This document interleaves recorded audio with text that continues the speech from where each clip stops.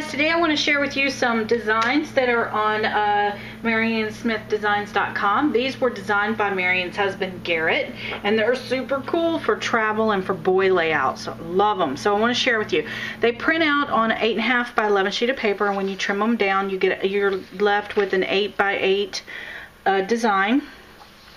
And I printed these on an HP inkjet printer. It's the OfficeJet 4500, and I printed them on manila cardstock, so I get a nice rich yellow tone to these because these designs have a lot of browns and a lot of blues in them. So this was one of the designs, and this is one of the designs, and then this hot air balloon is one. Great boy pages, guys, super awesome boy pages. This is one. I love how it looks like a wooden sign on chipboard or something that's been chipped away. It's all distressed and grungy looking. And then this is one. And I love this because it says Gibbs Toys on here. I'm going to use this. I'm so going to use this. And then here's one.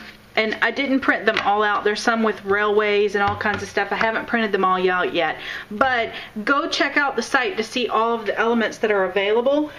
Also, another thing that I've done is I've printed out a couple of the pages that have the envelopes so I could show you how they come. This particular design has two envelopes in one layout. And it also includes these little circles for the closures. And then on this one, this is a notepad that is available for notes or journal spots, and this is an envelope that is also available. But I want to show you what I did. I took and imported this into here, into this file, and then I told it to print like multiple pages, and this is what I got. So I got a really cute little tiny one. So anyway, I'm going to go play with this, come up with the project, and I'll be back to share that with you. Okay, so what I've done is, since I left you, is I cut my paper in half, and I folded it in half to make this little 4x4 book. And what I did was I went ahead and you know, stitched together the sides so that what I'm left with is this accordion shape in the spine and these book pages that are stitched together. Now, in hindsight, doing it again, what I would do is probably sew around the perimeter of the pages and then glue the pages back to back, simply because it got a bit bulky as I got towards the end, and the sewing machine was sliding, so it got a little rough. Now, because I'm going to use this for a little boy book, the rough stitches are awesome. They just add a little bit more character to it, so I'm okay with it. But to do it again, I would probably sew them before I glued them together. This way I didn't have to fuss with glue. Okay, so then on the interior pages, what I decided to do was make a couple of pockets. So I used my ornate on the edge from Tim Holtz, which has got this little bracket that does this cone shape here. And I love this for pockets. This is one of my favorite ones for pockets. And I just did it on the two that were on the outside edge. Okay, so now to make my spine and my cover, what I'm going to do is I've selected two more papers from the collection, and it's these two. And one is going to be on the front cover and one's going to be on the back cover, and obviously if you want them to match, you could print it twice to make this work, but I'm going to use all of the designs that I have available. So what I need to do is I've got this 4x4 chipboard piece, and I am going to find out where I want this to be, and I think I'm going to kind of go right up here. Now I'm going to cheat this edge just a little bit by about 1/4 of an inch on all sides. And I'm going to take my glue, and I'm just going to use some glue and seal here.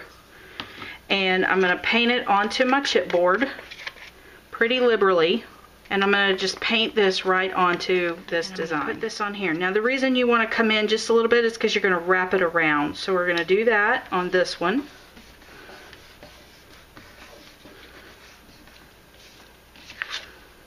And this way I'll have my hot air balloon on the cover. I really like this. Okay, so then I'm going to set that aside and let it dry, and I'm going to do the same thing for this one. So I think I'm going to go with this corner right here for this. So I'm going to again add my glue pretty liberally. I'm being like super careful here, right guys? That's what this is all about.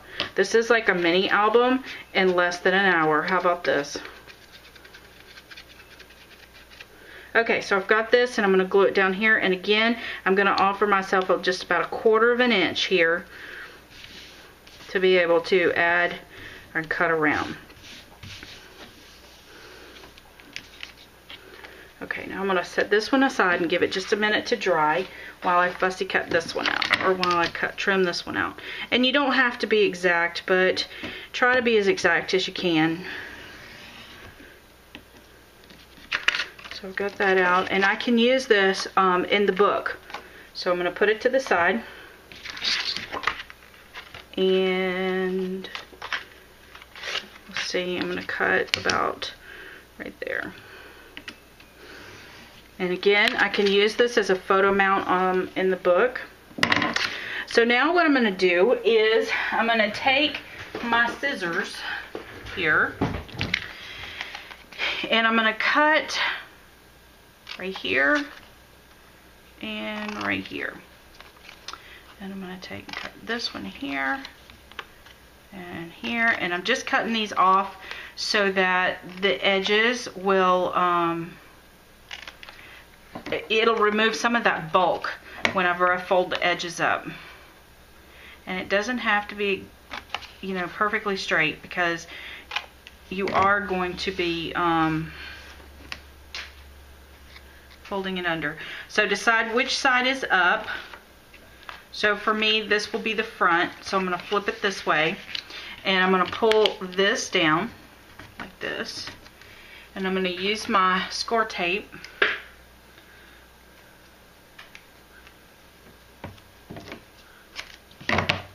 and it's okay if there's a little bit of an overhang, because you're going to cover it up. So just take your score tape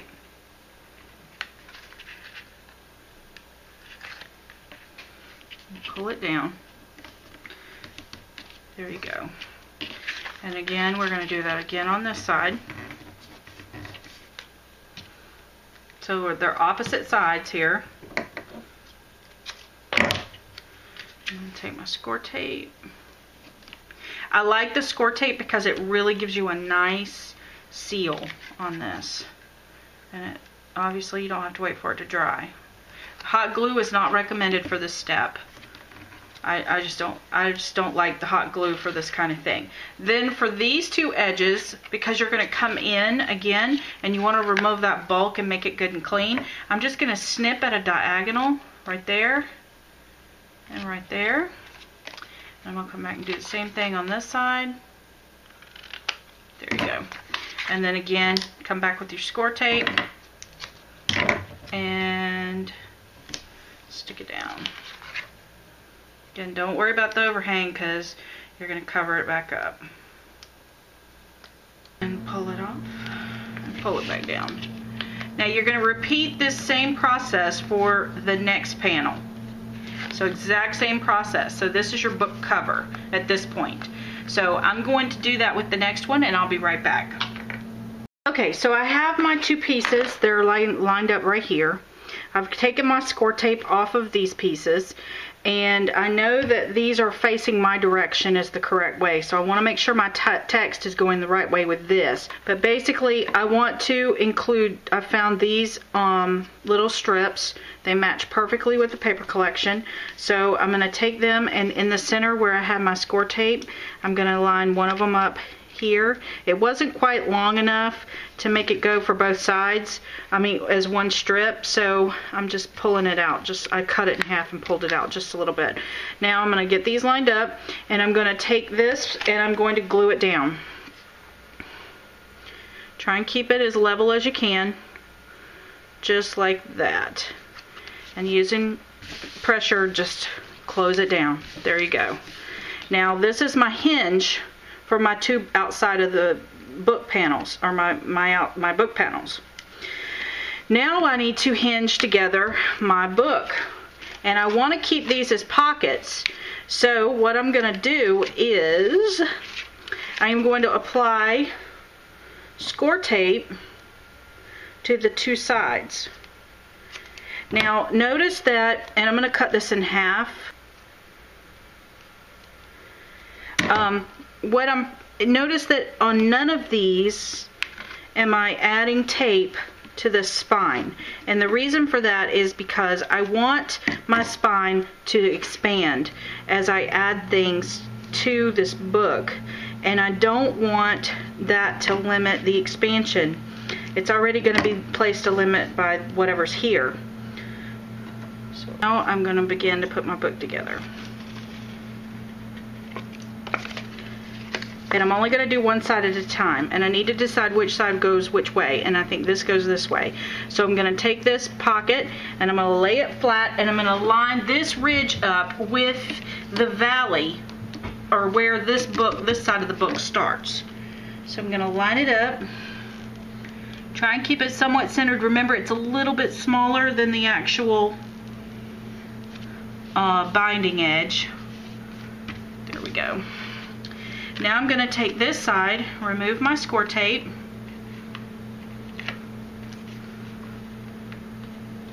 and this is where it gets tricky. You want to make sure that you're flush with this side of the book. So what I do is I try and get the book lined up and closed down. There. And then that way my pages are tucked inside the book. Now all we have to do is a little bit of cleanup. And see how these jet back into here? That's your spine, so don't worry about that. Now what we're going to do is we're going to use something to cover up this spine right here to just make it a little bit cleaner. Let me find something that I can use on the spine and I'll be right back. Okay, so I've decided that what I was going to do is I found this piece of kind of mustard colored scrap paper, little tiny piece, and I distressed it with, or I embossed it with this brick alterations die from Tim Holtz, and then over the top of that I went over it with some of this Gathered Twigs dark walnut stain ink. And I've cut it 4 inches by 3 inches, and then I scored it at 1.5 inches on each side, or it's 1.25 inches in on each side, so it leaves roughly a 1/2 inch gap here. And then all I'm gonna do is I've added some score tape to this, and sometimes I find that the score like adhesive just doesn't want to stick to anything that's got distress ink on it. So I'm gonna make sure I press this down really hard. But I'm only going to do one side at a time. Now I've also taken the time to go around all of the edges on this and distress them just a little bit with that same ink color. And I'm going to take this and I'm going to lay it up right up against the spine, just like that. I'm going to press it in really hard.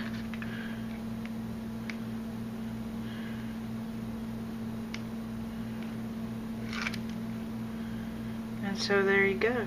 We just did an entire mini album in, like, really truthfully less than an hour. And all I have to do now is go in and decorate each individual page, and I can open it. At this point I can open it from any direction. Well, I can't really, never mind. But the really cool thing is now I have a pocket here in the front, and I also have a pocket in the back on the spine, and then these pages are all really neatly sewed together, so it just makes for a really cute album. So I'm going to decorate these pages and I'll be right back.